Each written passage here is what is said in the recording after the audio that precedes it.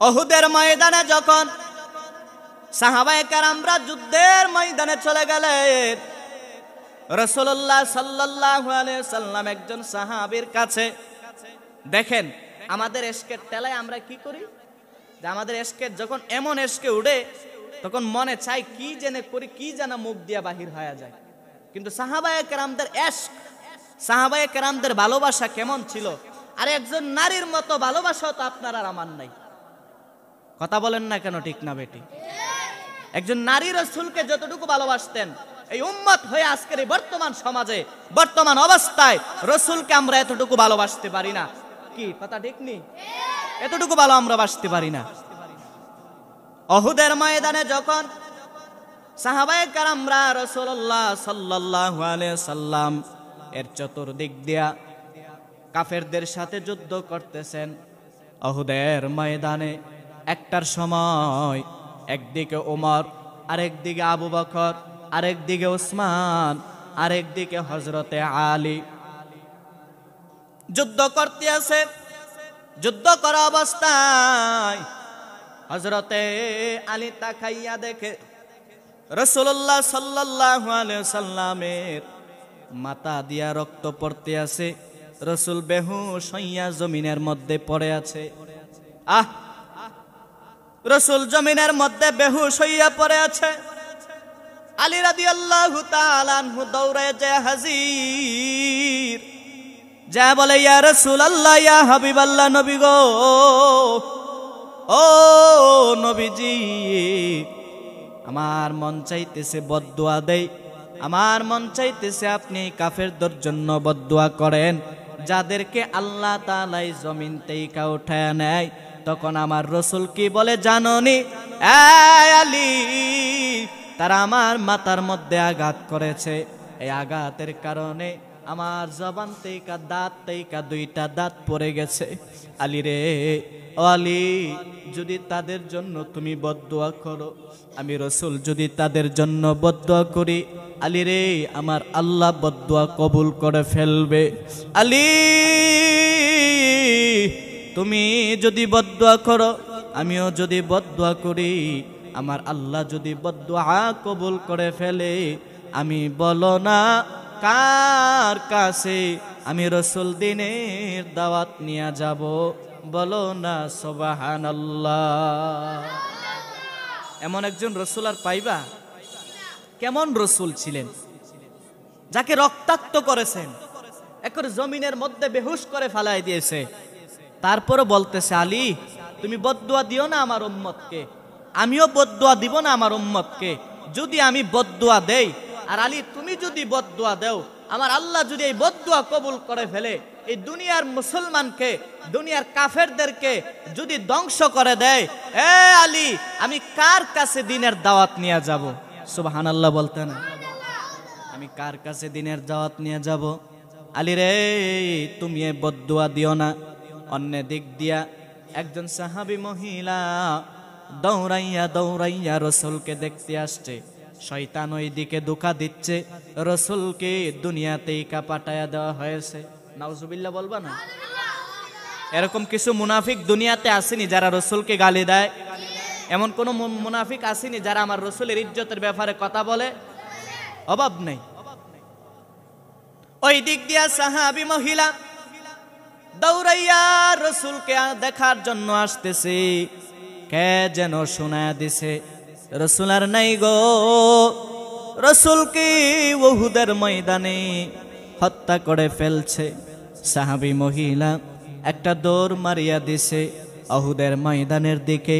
প্রতিমধ্যে একজন সাহাবীর লগে দেখা, বলতেছে, ওগো মহিলা, তুমি কোথায় যাচ্ছ? বলতে আছে রাসূলকে নাকি হত্যা করে ফেলছে।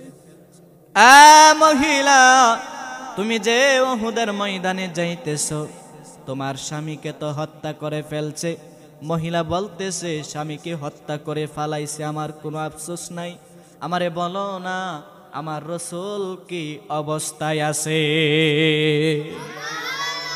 আবার সামনের দিকে যখন আগাইল, আগানোর পরে আরেকজন বলতেছে, আয় মহিলা, কোথায় যাচ্ছ? বলছে, এই জমিনের মধ্যে কে যেন বলতেছে রাসূল নাই, রসুলকে দুনিয়া থেকে বিদায় করে দিয়েছে। মহিলা যখন এই কথা বললেন, সাহাবী বলতেছে, তুমি রসুলের কথা চিন্তা করতেছো, যেই সন্তানকে তুমি 10 মাস 10 দিন গর্ভে রাখছো, যেই সন্তানকে তুমি যুদ্ধের উপযুক্ত বানাইছো, মহিলা তুমি যে উহুদের ময়দানে যাইতেছো, ওই ময়দানের মধ্যে তো তোমার সন্তান শহীদ হয়ে গেছে। মহিলা বলে, বাবা আগে বলো না, আমার সন্তান শহীদ হয়ে গেছে, আমার কোনো দুঃখ নাই, আমার রসুল কি অবস্থায় আছে? আবার একজন বলতেছে, তোমার বাবাকে শহীদ করে ফেলা হয়েছে, বলো থামো, আমার রসুল কি অবস্থায় আছে বলো। এইভাবে মহিলা বলে আর দৌড়ায়।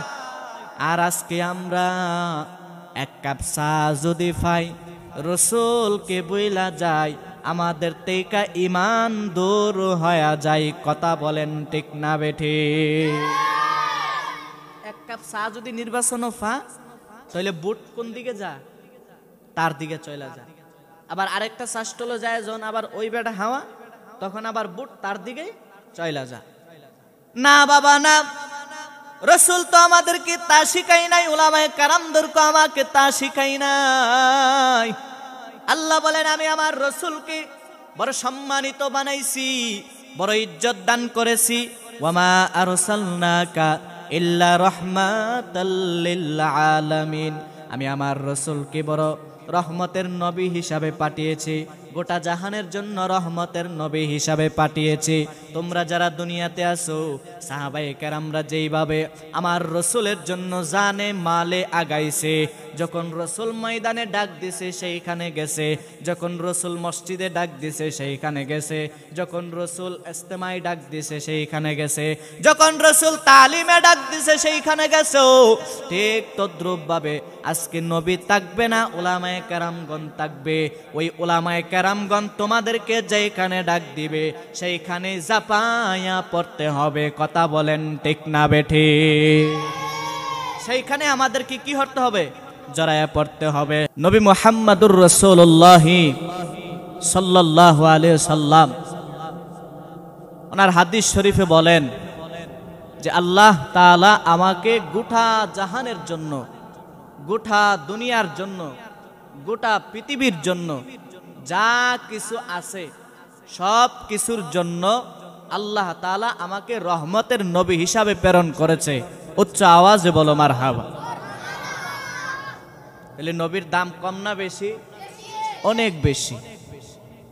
আল্লাহ বলেন, এ দুনিয়ার মানুষেরা, এ দুনিয়ার ইমানদারেরা, আমি আমার রসুলকে বড় সম্মানিত করে পাঠিয়েছি। এমন সম্মান আমি আর কোনো নবীকে দেয় নাই।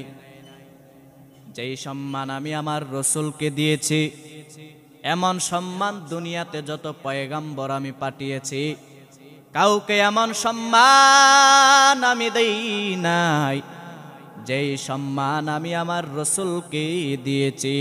জোরে বলা যাবে কি সুবহানাল্লাহ?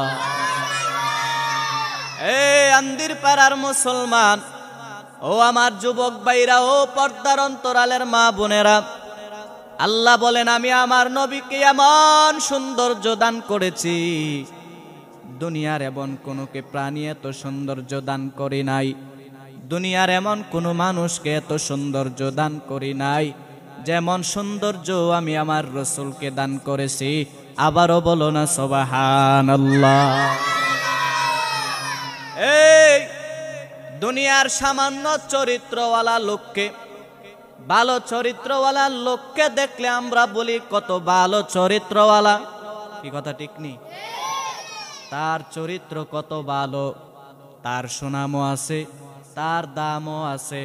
মেম্বার সাহেব যদি গ্রামের কিছু উন্নয়ন করে, চেয়ারম্যান সাহেব যদি গ্রামের কিছু উন্নয়ন করে, তার সুনাম গায়, তার গুণগান গায়। আল্লাহ বলেন, মেম্বারের সুনাম আমি আমার রসুলের মধ্যে দান করি নাই, চেয়ারম্যানের সুনাম আমি আমার রসুলের মধ্যে দান করি নাই, আইনের সুনাম আমি আমার রসুলের ভিতরে দেই নাই। গোটা জাহানের মধ্যে এমন চরিত্রবানওয়ালা লোক একজনও আমি আমার রসুলের মতো করে সৃষ্টি করি নাই। আবার বলো না সুবহানাল্লাহ। বন্ধুরা, বাবাজিরা আমার রে, আল্লাহ বলেন আমার রাসূলের এত মায়া, এমন মায়া দরদি নবী আমি আর কাউকে পাঠাই নাই, যেই নবীজি হাসরের ময়দানে উম্মত রে বলবে না, অন্য অন্য নবীগণ উম্মত রে বলে যাবে, আমাদের নবী উম্মত কি বলবে না, ইয়া উম্মতি বলে হাসরের ময়দানে কাঁদবেন আর উম্মতকে স্মরণ করবেন। অন্য অন্য নবীগণ ইয়া নাফসি ইয়া নাফসি ইয়া নাফসি বলে চিৎকার করবে যারদের জন্য, আর আপনার আমার নবী একমাত্র স্মরণ করবে আমাদের জন্য। জোরে জোরে বলা যাবে কি মারহাবা। হে রাসূল তোমায় ভালোবাসি, অন্তরে শুধুই মুখে না, হে রাসূল তোমায় ভালোবাসি, অন্তরে শুধু মুখে না, জান্নাতের আশায় নই হে রাসূল, জাহান্নাম কেউ ধরি না। রসুলকে ভালোবাসো কারা কারা? দুইটা হাত আল্লাহরে দেখায় দাও। সবাই আমরা রসুলকে ভালোবাসি, সবাই আমরা অন্তর দিয়া রসুলকে মহব্বত করি, সবাই আমরা আল্লাহর রসুলকে বড় মহব্বত করি, সবাই আমরা দিল থেকে রসুলকে মহব্বত করি, অন্তর থেকে মহব্বত করি।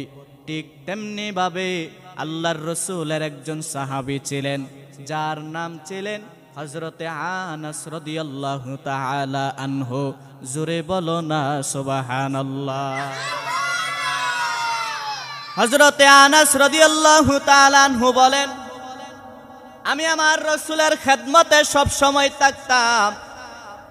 রসুল সাল্লাল্লাহু আলাইহি সাল্লামের কেমন সৌন্দর্য যদি আপনাদের সামনে আমি উল্লেখ করি, আপনারা বুঝে ফেলবেন আমার রসুল কেমন সৌন্দর্য ছিলেন। সামান্য ইউসুফ নবীর সৌন্দর্য দেখে মিশরের নারীরা হাত কাটতে কাটতে, ফল কাটতে যাইয়া হাতগুলা কেটে ফেলছেন। জোরে বলো না সুবহানাল্লাহ। ইউনুস নবীর সৌন্দর্য দেখাই মিশরের নারীগণ হাতের মধ্যে যে ছুরি ছিল, এই ছুরি দিয়া তারা হাতের আঙ্গুলগুলা কাইটা ফেলাইতেছে। সুবহানাল্লাহ বলতেন। আল্লাহ বলেন আমি আমার রসুলকে এত সৌন্দর্য দান করেছি, যেই সৌন্দর্য দুনিয়াতে আর কোনো মাখলুককে আমি আল্লাহ তাআলা দেই নাই। এমন সৌন্দর্য আমি আমার রসুলকে দান করেছি, এমন চরিত্র আমি আমার রসুলকে দান করেছি, এমন চরিত্রওয়ালা মানুষ আর দুনিয়াতে একজনও নাই। আমি এমন চরিত্র আমি আমার রসুলকে দান করেছি। আন্দের পাড়ার বাবারা, ও পর্দার অন্তরালের মা বোনেরা,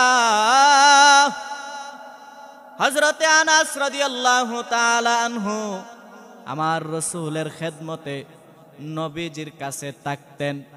একদিন আনাস বলতেছে, ইয়া রাসূলুল্লাহ, আমার বাড়িতে আমার বৃদ্ধা মা আছে, আজকে কতদিন ধরে আমার বৃদ্ধা মায়ের দেখি না।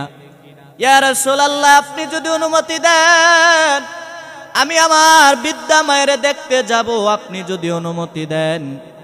হযরত রাসূলুল্লাহ সাল্লাল্লাহু আলাইহি সাল্লাম বলে, আনাস তুমি যদি তোমার মায়ের দেখতে যাও, আনাস তুমি যদি তোমার মায়ের দেখতে যাও, আমি রসুলের কোনো বাধা নাই, যাও রে আনাস যাও, তুমি তোমার আম্মারে দেখে আসো। হযরতে আনাস রাদিয়াল্লাহু তাআলা আনহু মায়ের কাছে দৌড়ায় গেলেন। আমি শর্টকাট আপনাদেরকে বলতেছি, রসুল কেমন সৌন্দর্য ছিল সেইটাই আমি আপনাদের কাছে বর্ণনা করতেছি। ইয়া রাসূলুল্লাহ, ইয়া হাবিবাল্লাহ, আমি রসুল তেইখা আমি আমার আম্মার কাছে যখন দৌড়ায় গেলাম, যাওয়ার পরে আমার আম্মা আমার শুকনা মুখটা দেখা বলতে আছে, বাবা আনাস তুমি তোমার রসুলকে দাওয়াত দাও, তুমি এবং তোমার রসুল আজকে আমাদের বাড়িতে খানা খাবে। জোরে বলো না সুবহানাল্লাহ।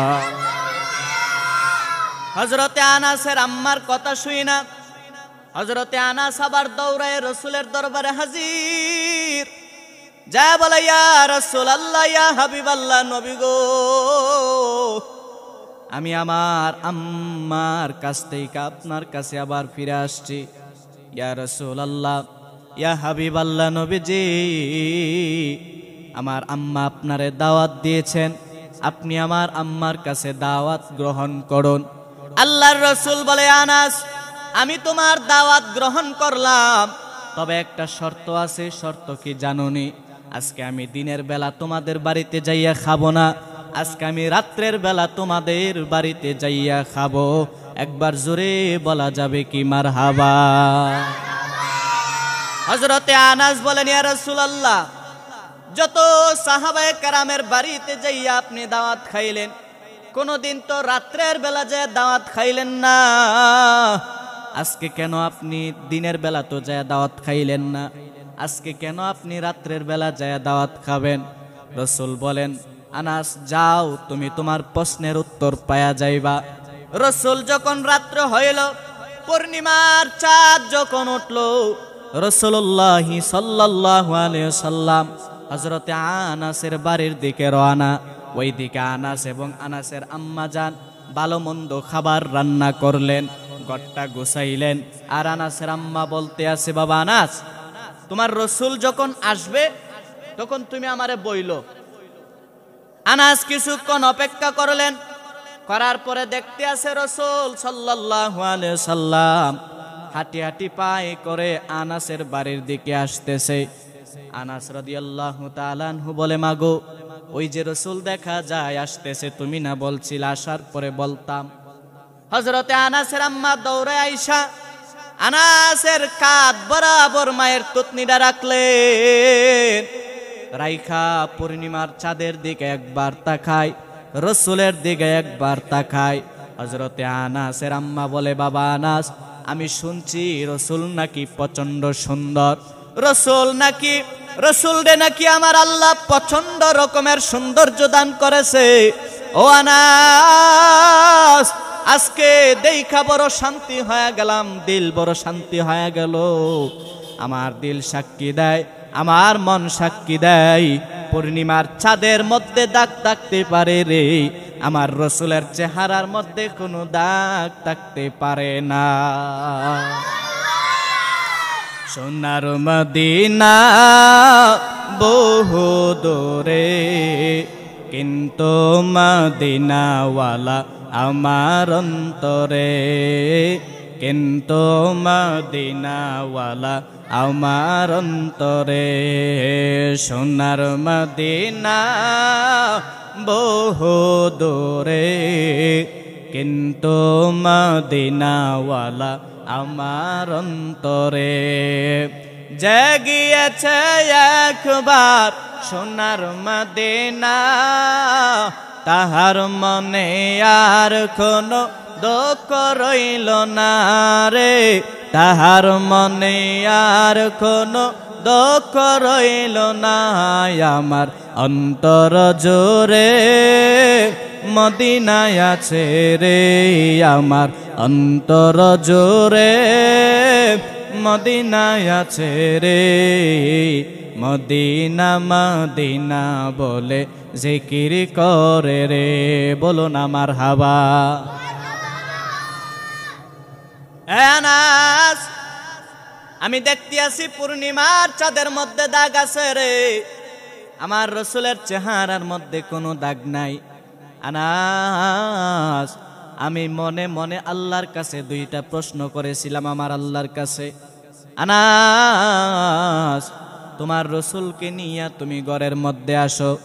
হযরতে আনাস রাদিয়াল্লাহু তাআলা আনহু রসুলকে দইরা ঘরের মধ্যে ঢুকাইলেন, ঢুকা সাইরা খানা পিনা রসুলের সামনে দিলেন। হযরতে আনাসও বসলেন।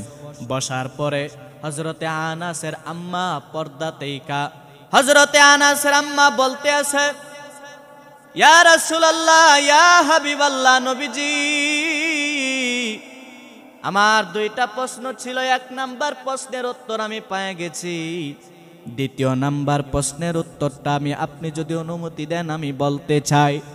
হযরতে আনাসের আম্মা বললেন, নবী গো আপনি যদি অনুমতি দেন আপনার কাছে আমি প্রশ্নটা বলতে চাই। রাসূল বলেন, ওগো আনাসের আম্মা আপনি প্রশ্ন করবেন বলেন, যদি প্রথম প্রশ্নের উত্তর পায়া থাকেন দ্বিতীয় প্রশ্ন কি করবেন বলেন, আমি উত্তর দিতে রাজি আছি। রাসূল যখন এই কথা বললেন, হযরতে আনাসের আম্মা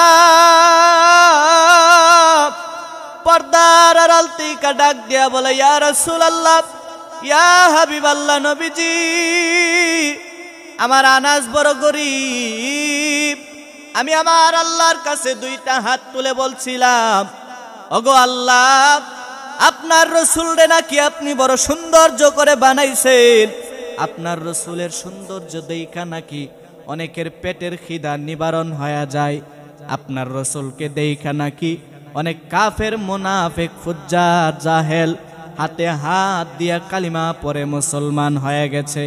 ইয়া রাসূলুল্লাহ, ইয়া হাবিবাল্লাহ, ওগো নবীজি আপনাকে আমার আল্লাহ নাকি প্রচন্ড রকমের সৌন্দর্য দিয়া বানাইছে, আমি আমার প্রথম প্রশ্নের উত্তর পায়া গেছি, আপনি প্রথম প্রশ্নের উত্তরে 100 পাইলেন। ইয়া রাসূলুল্লাহ আমার দ্বিতীয় প্রশ্নটা হইল, আমার আনাস প্রচন্ড রকমের গরিব, এক বেলা খাইলে 3 বেলা না খায়া থাকতে হয়, আমি মায়ের বড় কষ্ট লাগে, কারণ মা বাবা যতই খারাপ হোক না কেন সন্তানকে মা বাবা বড় ভালোবাসে, কি কথা ঠিক না বেঠিক?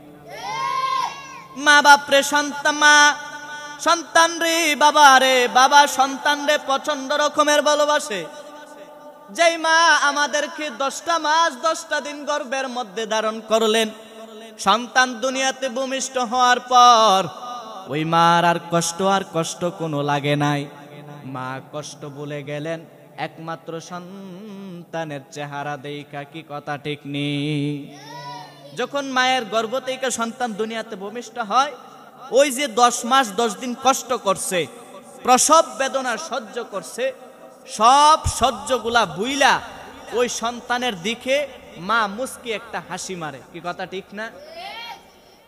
ও আমার পর্দার অন্তরালের মা বোনেরা, ও যুবক ভাইরা, এই মায়েরই তো আপনি নিজ হাতে কবরের মধ্যে রাখলেন, কবরের মধ্যেই তো আপনি আপনার বাবারে শোয়া দিয়ে আসলেন, বাবারে যেই কবরের মধ্যে আপনি আপনার মায়েরে রাখলেন, যেই কবরের মধ্যে আপনি আপনার বাবারে রাখলেন, এই কবরের মধ্যে কি লাইট আছে? কবরের মধ্যে লাইট আছে? বালিশ আছে? কম্বল আছে? নাই, কিচ্ছুর কোনো ব্যবস্থা নাই।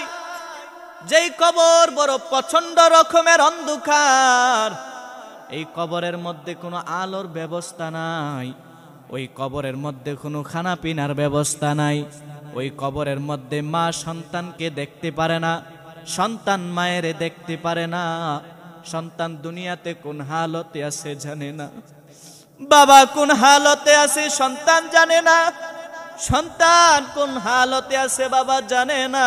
আল্লাহু আকবার।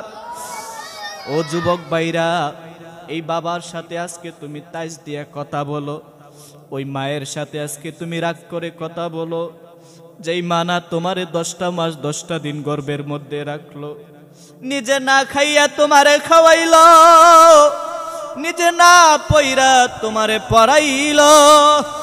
কত মানুষ মায়েরে বলছে, এ মূর্খর জাতি, তারা মূর্খ, তোদের ঘরের জিফুত হইব মূর্খ। মা বলে, না আমরা পড়তে পারি নাই, সেই সময় বড় অভাবে ছিলাম, কিন্তু পরের বাড়িতে কাজ কইরা হইলেও আমি আমার সন্তানকে আলেম বানাবো, আমি আমার সন্তানকে হাফেজ বানাবো, আমি আমার সন্তানকে জেনারেল লাইনে পড়াবো।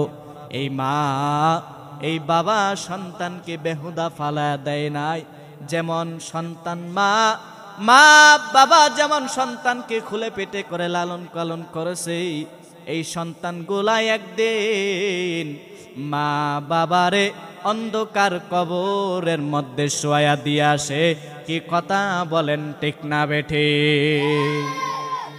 এই মা বাবারে একদিন সন্তানগুলা কোথায় দিয়ে আসে? কবরের মধ্যে, ও আমার যুবক ভাইরা, ও পর্দার অন্তরালের মা বোনেরা, যেই মসজিদের খাটোলাটা আপনার বাড়িতে যাওয়ার কথা না, কিন্তু এই খাটোলাটাই আপনার বাড়িতে একদিন পৌঁছে যায়, যায়নি? যেই মসজিদের ইমাম সাহেবরে আপনি বড় আদর করে খাওয়াইছেন, পাড়া প্রতিবেশীর সাথে আপনি সদ্ব্যবহার ভালো ব্যবহার করেছেন, এই মানুষগুলা একদিন আপনার কবরের মধ্যে নামায়া দিয়ে আসে। আপনার শেষ বিদায়ের সময় জানাজার মাঠে যা হাজির হয়, আপনার বাড়িতে সবাই দলে দলে যাইয়া হাজির হয়, যায়া সবাই চোখের পানি ছেড়ে ছেড়ে কান্দে আর বলে, অমুক ব্যক্তি নাই, মুহাম্মদের আগে মরহুম লাগায়া দিছে। কি কথা বলেন, ঠিক না বেঠি? সবার চলে যাইতে হবে, এই দুনিয়ায় কেউ চিরস্থায়ী না। আপনিও চলে যাবেন, আমিও চলে যাব, কেউ এই দুনিয়ায় থাকতে পারবো না। বাপজান, কেন পরের উপরে আপনি জুলুম করবেন? কেন একজন মাজলুমের উপরে আপনি অত্যাচার করবেন? যেই মানুষটা গরিব, পারলে তারে আপনি হেল্প করেন, পারলে তারে আপনি সাহায্য করেন, আপনারা কেন ওই মাজলুমের উপরে জুলুম করবেন?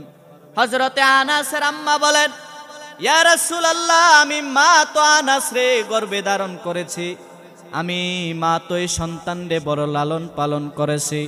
ইয়া রাসূলুল্লাহ, ইয়া হাবিবাল্লাহ, আমার মন বড় কান্দে, আপনি যদি আমার আনাসের জন্য দোয়া করতেন, আল্লাহ আমার আনাস রে ধনী বানায়া দিত।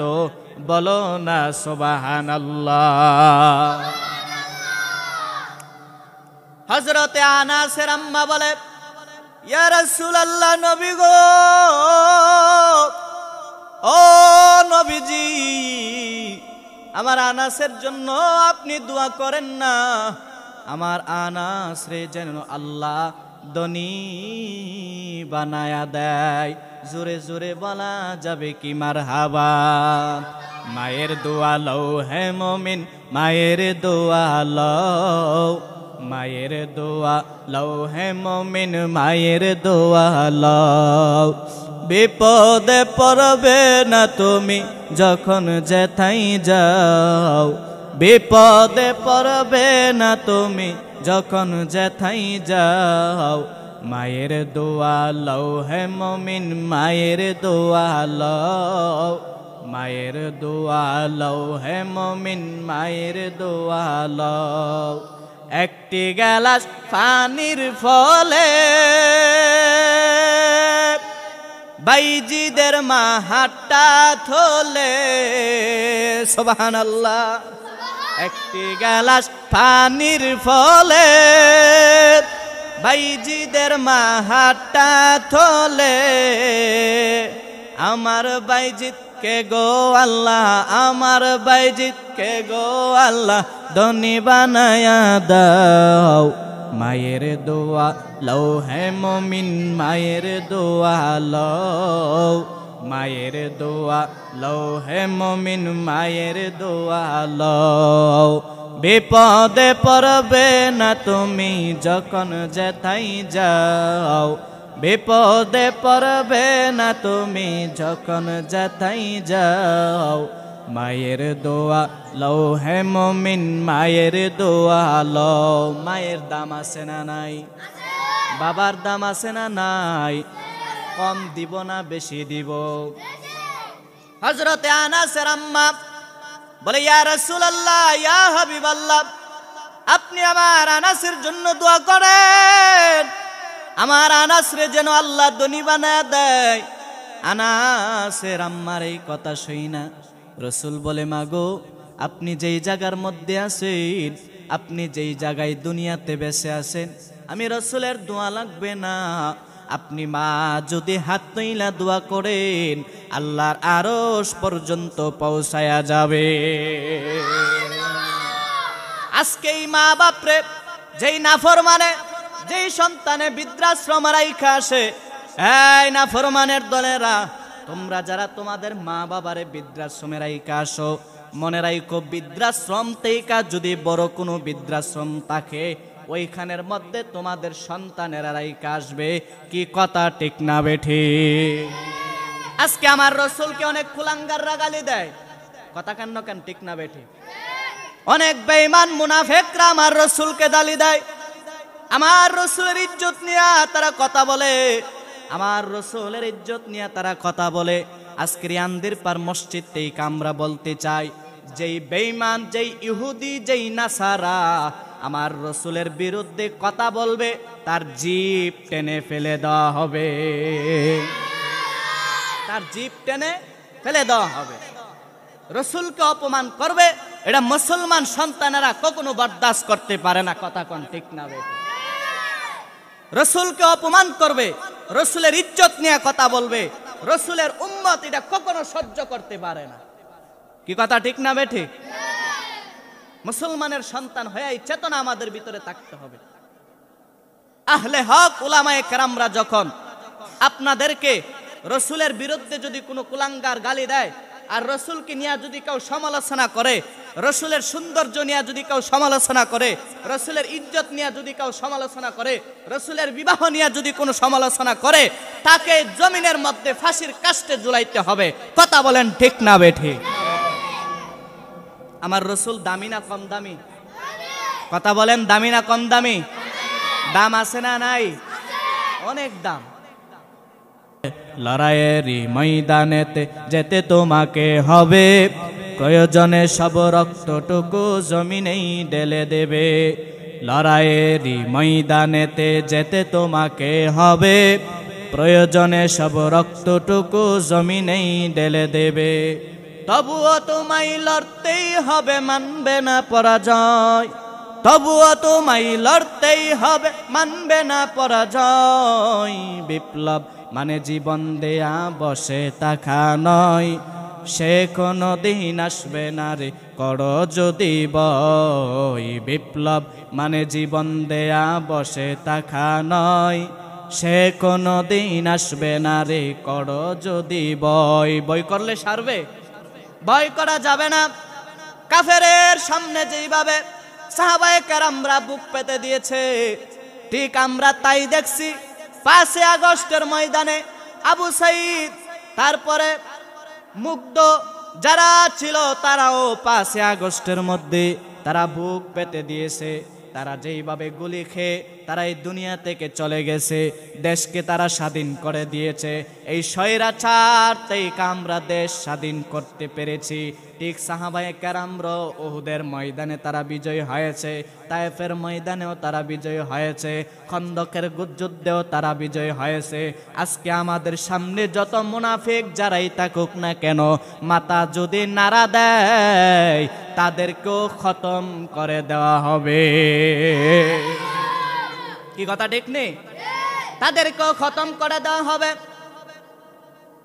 এই জন্য রাসূলকে অন্তর থেকে ভালোবাসতে হবে, রাসূলকে মন থেকে ভালোবাসতে হবে, রাসূলের ইজ্জতে জাপায়া পড়তে হবে। যদি কোনো মুনাফিক, যদি কোনো বেঈমান আমার আল্লাহর সম্মান নিয়া, আমার রাসূলের সম্মান নিয়া কথা বলে, তাকে ডক্টর ইউনূসকে বলা হবে উনি যেন তাকে ফাঁসির কাস্টে জোড়ানো হয়, তাকে যেন উচিত শিক্ষা, উচিত বিচার দেওয়া হয়। কথা বলেন ঠিক না বেঠিক? উচিত বিচার তাকে করতে হবে, কারণ রাসূলের মতো সম্মানিত আর কেউ নাই। রাসূল বড় ইজ্জতওয়ালা, রাসূল বড় সম্মানীওয়ালা, কারণ আমার আল্লাহই তো আমার রাসূলকে এই দুনিয়াতে সম্মানী হিসাবে পাঠাইছেন। বলেন সুবহানাল্লাহ। আমরা একটা দুরূদ পড়ি যে ইন্নাল্লাহা ওয়া মালাইকাতাহু ইউসাল্লুনা আলান নবী, পড়ি না আমরা এটা? এটার মধ্যে আল্লাহ কি বলতেছে জানো? আল্লাহ তাআলা ফেরেশতাদেরকে বলতেছে, এই ফেরেশতারা তোমরা যে চলে আসছো, আমি আল্লাহ যেদিন আজরাইল মালাকুল মাউতকে দুনিয়াতে পাঠাবো, ফেরেশতারা একদিন আল্লাহর কাছে যায় বলতেছে, আল্লাহ আপনি তো দুনিয়াতে মানব জাতি সৃষ্টি করেছেন, এই মানব জাতি যদি চলে আসে তাহলে আপনার রাসূলের উপরে দুরূদ কারা পাঠ করবে? তখন আল্লাহ বলতেছে ইন্নাল্লাহা ওয়া মালাইকাতাহু, ওয়া মালাইকাতাহু, মালাইকা অর্থ কি? ফেরেশতা। মালাইকা অর্থ কি? ফেরেশতা। হয় কানার দলগল, দেখোস না তোরা পড়বি? আল্লাহ কি বলতেছে যে দুনিয়াতে যদি মানব জাতি চলে আসে, তারপরে আমার নবীর উপরে দুরূদ কারা পড়বে? ফেরেশতারা পড়বে। তারপরে ফেরেশতারা প্রশ্ন করে, ইয়া রাসূলুল্লাহ, আমার রাসূলকে, আমার রাসূলের উপরে যদি মানব জাতি চলে আসে, আজরাইল মালাকুল মাউতের হাতে ধরা পড়ে যায়, আল্লাহ যদি তাদেরকে নিয়ে আসে, তারপরে কারা দুরূদ পড়বে? বলে তোমরা পড়বা, তোমরা ফেরেশতারা পড়বা। আল্লাহ বলেন যদি আমরাও চলে আসি, তারপরে আমার রাসূলের উপরে দুরূদ কারা পড়বে? আল্লাহ বলে, এই কানার দলেরা দেখোস না, প্রথম নাম্বারেই তো আমি বললাম ইন্নাল্লাহা, নিশ্চয়ই আমি আল্লাহ, আমি আমার রাসূলের উপরে দুরূদ পড়ব। যতদিন দুনিয়াতে মানুষ বেঁচে থাকবে ততদিন আমার রাসূলের উপরে তারা কি পড়বে? দুরূদ পড়বে। যখন মানুষ থাকবে না তখন দুনিয়াতে কারা দুরূদ পড়বে রাসূলের উপরে? ফেরেশতারা। যখন ফেরেশতারাও থাকবে না তখন আল্লাহর নবীর উপরে দুরূদ কে পড়বে? স্বয়ং আল্লাহ। সুবহানাল্লাহ বলতা না? এই জন্য আমাদের কবরের বই থাকার দরকার। এই যে আমাদের হাজীপুর কবরস্থানে যারা কবরে শুয়ে রয়েছে, বলছে তারা যদি হাজারো চেষ্টা করে কিয়ামতের আগ পর্যন্ত তারা কবর থেকে আসতে পারবে না? আমরা যে তাদের কবরের কি হালত দেখতে পারবো? কেউ দেখতে পারবো না। আল্লাহর রাসূল সাল্লাল্লাহু আলাইহি সাল্লাম বলেন, এই জন্য আল্লাহ তাআলা পবিত্র কালামুল্লাহ শরীফ ইরশাদ ফরমান, কুল্লু নাফসিন যায়িকাতুল মাউত, প্রত্যেক নরনারী বান্দা বান্দে একদিন মৃত্যুর স্বাদ গ্রহণ করতে হবে। প্রত্যেক প্রাণীরই একদিন মৃত্যুর স্বাদ গ্রহণ করতে হবে। আল্লাহ বলেন, দুনিয়ার মানুষ এই দুনিয়ার রং তামাশায় পড়িয়া গুনাহ কইরা মজা পাও, আর আমি আল্লাহ তোমাদেরকে মাফ কইরা মজা পাই। সুবহানাল্লাহ কোন রে? তোমরা বান্দা গুনাহ কইরা মজা পাও, আর আমি আল্লাহ মাফ করে দিয়ে মজা পাই। বান্দা তোমরা দুনিয়ার মানুষের পাগল, আর আমি আল্লাহ তোমাদের পাগল। সুবহানাল্লাহ বলতেন না? বান্দা তোমরা দুনিয়ার মুকাপেক্ষী, আর আমি আল্লাহ দুনিয়ার সব কিছু তোমাদের মুকাপেক্ষী বানায় দিলাম। ওয়ালাকাদ কাররামনা বানি আদম, দুনিয়ার মানুষ ও দুনিয়ার ইমানদারেরা, বান্দা বান্দিরা, দুনিয়ার মানুষের, দুনিয়ার জীবজন্তু যা কিছু আছে সব চাইতে তোমাদেরকে আমি বড় আদম জাতি হিসাবে, বনি আদম হিসাবে, বড় সম্মানিত মাখলুক হিসাবে আমি আল্লাহ তোমাদেরকে সৃষ্টি করেছি। যেমন নবীদের মধ্যে আমি আমার রাসূলকে সর্বপ্রথম দুনিয়াতে পাঠাই নাই, আমি শেষ নবী হিসাবে দুনিয়াতে পাঠিয়েছি। এই নবীর পরে আর কোন নবী এই দুনিয়াতে আসবে না। এই দুনিয়াতে আমার আল্লাহ আমার রাসূলকে শেষ নবী হিসাবে পাঠিয়েছেন। আল্লাহ বলে, ও দুনিয়ার মানুষেরা, আমি আল্লাহ যেই মানুষকে আজরাইল দিয়া পাঠাইয়া নিয়ে আসছি, কেউ তোমার মা হয়, কেউ তোমার বাবা হয়, কেউ তোমার ভাই হয়, কেউ তোমার দাদা হয়, কেউ তোমার আত্মীয় স্বজন হয়, কেউ আবার তোমার আত্মীয় স্বজনদের মধ্য থেকে আমি তোমাদেরকে নিয়ে আসছি।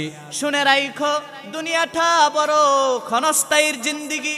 এই দুনিয়াটারে আপন তুমি বানাইও না, আখিরাতে তুমি আপন বানাইয়া নিও। এই ক্ষণস্থায়ীর জিন্দিগিরে তুমি আপন বানাইয়া নিও না। সাধারণ কিছু রং তামাশা দেখা, সাধারণ কিছু লাইটিং দেখা, সাধারণ কিছু সুন্দর দেখা তুমি পাগল হয়ে গেছো।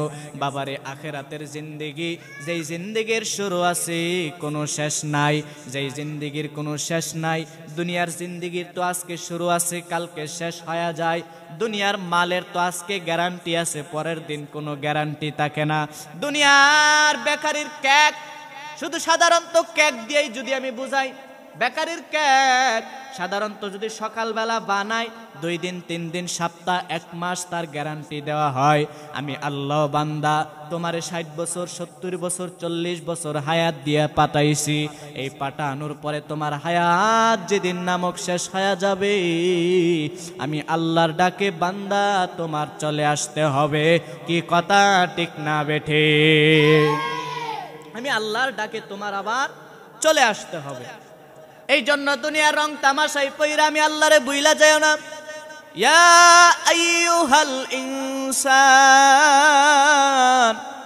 মা গররাকা বিরাব্বিকাল কারীম।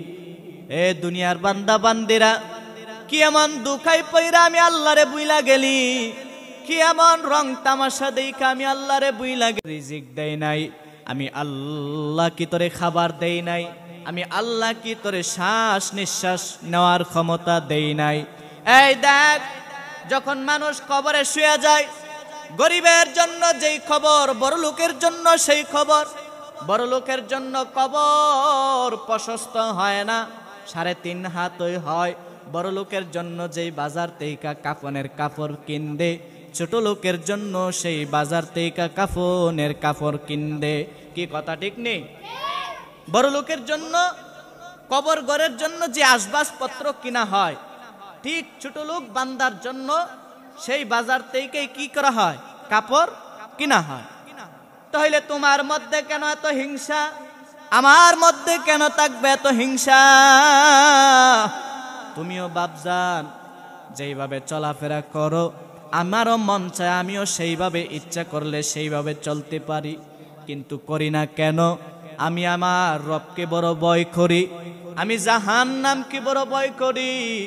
আমি চাই আমার দুনিয়াটা যদি আমি কোনো ভাই কাটায় যাইতে পারি, আর যদি আখেরাতের জিন্দেগি, যেই চিরস্থায়ীর জিন্দেগি যদি আমি শান্তি পায়া যাই, আর আমার কিছু লাগবে না। কথা বলেন ঠিক না বেঠে? যদি এই দুনিয়ার ছোট্ট জিন্দেগিটারে আমি গইরা যাইতে পারি, আর আখেরাতের জিন্দেগি যদি আমি, আমার এই গড়ানোর জিন্দেগিটা যদি আখেরাতে আমি পৌঁছানো পর্যন্ত পৌঁছাইতে পারি, তাহলে আমার আর কি নাই, কোনো চাওয়া পাওয়া নাই। আল্লাহ তাআলা আমাদের বুঝার তৌফিক দান করুক, বলো আমিন। এই জন্য আমরা আখেরাত চাই কি চাই না? আমরা জান্নাত চাই কি চাই না? আমরা সঠিক রাস্তা চাই কি চাই না? চাইতে হইলে আমাদের কার সাথে চলতে হবে? বলে আহলে হক, উলামায়ে কেরাম। নবী যেই পথ বাতলায় দিয়ে গেছেন, আল্লাহ যেই পথে আমাদের চলার জন্য বলে দিয়ে গেছেন, পবিত্র কালামুল্লাহ শরীফে যেই কথা বলছেন, আমাদের কি ওই পথে, রসুল যেই পথে চলছেন, সাহাবায়ে কেরামরা যেই পথে চলছেন, তারপরে সাহাবায়ে কেরামদের পরে যারা আসছেন, ওনারা যারা যেই পথে চলছেন, আমাদেরকে ওইভাবে ওই নিয়মে চললে আমরাও আখেরাতে সুন্দর জিন্দেগি কাটাইতে পারবো। আল্লাহ আমাদের চলার তৌফিক দান করুক। এই জন্য বলি বাপ, হযরতে উসমান তো এমন একজন সাহাবী ছিলেন, যে উসমান যখন কবরের পাশ দিয়া যাইতেন, গুনগুন করে কাঁদতেন, অনেক সময় চিৎকার করে করে কাঁদতেন। চোখের কোণায় পানি জমতে জমতে ওনার চোখের মধ্যে গা হয়ে যাইতেন। সুবহানাল্লাহ বলবা না? ওনার চোখের মধ্যে গা হয়ে যাইতো, এত কান্না কানছে। অত শুনি জান্নাতের সার্টিফিকেট পাওয়া একজন সাহাবী, আল্লাহর নবী সাল্লাল্লাহু আলাইহি সাল্লাম বলেন, আমার খুলাফায়ে রাশিদিনদের মধ্যে 4 জন খলিফা হলো হযরতে আবু বকর, ওমর, ওসমান, আলী। ওই 4 জন আরো 6 জন, যাদেরকে মোট 10 জনকে আমার আল্লাহ জান্নাতের সার্টিফিকেট দিয়েছেন। জোরে বলো না সুবহানাল্লাহ। উনারা সার্টিফিকেট পাইয়েও এত কান্না করছেন, আর আমরা সার্টিফিকেট পামো দূরের কথা, আমাদের গুনার কি পাহাড় হয়েছে তাও জানি না, নেকের কি আমল হয়েছে তাও জানি না। ওনাদের ওসিলায় তো আমাদের মসজিদ থেকে বাহির হওয়ারই কথা না। কি কথা ঠিক নেই? ওনাদের অনুযায়ী আমাদের কোথা থেকে বাহির হওয়ার কথা না, মসজিদ থেকে বাহির হওয়ার কথা না। কারণ ওনারা জান্নাতের সার্টিফিকেট প্রাপ্ত সাহাবী, তারপরে ওনারা এত কান্না কানছেন, আর আমরা সার্টিফিকেট পামো দূরের কথা। সার্টিফিকেট পামো দূরের কথা, একটা কাগজের টুকরাই ভাই নাই। তাহলে আমাদের কতটুকু কান্নার করার দরকার? কম না বেশি? কথা কনা, কম না বেশি? অনেক বেশি, যার কোনো তুলনা নাই। আল্লাহর রাসূল বলেন, আমার এই সাহাবী কবরের পাশ দিয়া যখন যাইতেন, অনেক সময় কান্না করতে করতে বেহুশ হয়ে যাইতেন। আহা, ওনারা যদি এত কান্না করে, বাপ, আপনার মা যেই কবরের মধ্যে শুয়ে রয়েছে, আপনার ভাই যেই কবরে শুয়ে রয়েছে, আপনার বাবা যেই কবরের মধ্যে শুয়ে রয়েছে, আপনি তো নিজ হাতেই মায়ের এই কবরে শুয়ে দিয়ে আসলেন। আপনি তো এই কবরের মধ্যে আপনার বাবার এই কবরে শুয়ে দিয়ে আসলেন। চেহারাটা মেলা বাবার শেষ বিদায় দিয়া নিজে কাঁধে করিয়াই কবরে নিয়ে গেলেন। নিয়া কবরের মধ্যে শুয়াইয়া বাঁশ দিয়া দাড়ির ছাটাই দিয়া ওই কবরের মধ্যে আপনি আর আমি শুয়াইয়া দিয়ে আসলাম। কেমন হবে ওই অন্ধকার কবরের অবস্থা? কেমন হবে ওই কবরের হালত? যেই কবরের মধ্যে কোনো লাইটিং এর ব্যবস্থা নাই, যেই কবরের মধ্যে কোনো আলোর ব্যবস্থা নাই, যেই কবরের মধ্যে কোনো বন্ধু বান্ধবের ব্যবস্থা নাই। স্বামী তার স্ত্রীরে দেখতে পারবে না, স্ত্রী তার স্বামীরে দেখতে পারবে না। হায় হায়, ওই কবরে আমার কি হালত হবে? ওই কবরে আমার বাবার কি হালত জানে হইতেছে, ওই কবরে আমার মায়ের যে কি হালত জানে হইতেছে। এই জন্য বাপ সদা সর্বদাই আমাদের মৃত্যুর কথা স্মরণ রাখার দরকার। আল্লাহর রসুল বলেন, এ দুনিয়ার বান্দা বান্দিরা, হে উম্মতের দলেরা, তোমরা গুনাহ যদি ছাড়তে চাও, বেশি বেশি পরিমাণে তোমরা মৃত্যুর কথা স্মরণ করো। জোরে বলা যাবে কি সুবহানাল্লাহ? এই জন্য আমাদের মৃত্যুর কথা স্মরণ রাখার দরকার। আল্লাহ কার সামনে কোন দিন আজরাইল পাঠায় দেয় কারো জানা নাই। কার সামনে কোন দিন আজরাইল আইসা যায়, কার নাম কোন দিন মসজিদে এলান হয়ে যায়, অমুক গ্রামের ব্যক্তি অমুক বান্দাই দুনিয়া ছেড়ে চলে গেছে। ও মহল্লাবাসী, মসজিদের খাটলা নিয়ে আসো। ও মহল্লাবাসী, মসজিদ থেকে মশারি নিয়ে আসো। ও মহল্লাবাসী, কারাসরে কয়েকজন মানুষ তারে গোসল করাইবানি চলে আসো। ও মহল্লাবাসী, জানাজার জন্য প্রস্তুতি নাও। ও মহল্লাবাসী, তোমরা তোমার মায়ের কবরে রাইখা আসবা, পালকি রেডি করে ফেলো। কেউ একদল দেখা যায় গোসল করার জন্য দৌড়ায়, একদল দেখা যায় বাজারের মধ্যে বাঁশ আনার জন্য দৌড়ায়, আরেক দল দেখা যায় কবর ঘর, যেই ঘর শেষ ঘর, আপন ঘর, অন্ধকার ঘর, কবর ঘর, ওই ঘর খোদার জন্য কিছু মানুষ দৌড়ায় চলে যায়। এই জন্য বাপ, আমাদের কবর ঘরের চিন্তা করার দরকার, আমাদের অন্ধকার কবরে যাওয়ার প্রস্তুতি নেওয়ার দরকার। কারণ আজরাইল মালাকুল মাউত যেদিন আপনার আমার সামনে চলে আসবে, ওই দিন আর দুনিয়াদারি চলবে না, ওই দিন আর নেতাগিরি চলবে না, ওই দিন আর রাজনীতি চলবে না, ওই দিন আর সুদ খাওয়া চলবে না, ঘুষ খাওয়া চলবে না, পরের হক মারা আর চলবে না। শেষ বিদায়ের শেষ সময়ে আপনারা আমার ওই পথে রওনা দিতে হবে। এই জন্য আল্লাহর হুকুম মানিয়া, নবীজির সুন্নত মোতাবেক চলিয়া আমাদেরকে জীবনটারে সুন্দর করে গোছাইয়া ওই কবরের মধ্যে যাইতে হবে। আল্লাহ তাআলা ওই কবরে যাওয়ার আমাদেরকে তৌফিক দান করে দেখ। সবাই জোরে বলেন সুবহানাল্লাহ। আমরা সবাই বলি আমিন। ওয়া আখিরু দাওয়ানা আনিল হামদুলিল্লাহি রাব্বিল আলামিন। আসসালামু আলাইকুম ওয়া রাহমাতুল্লাহি ওয়া বারাকাতুহু।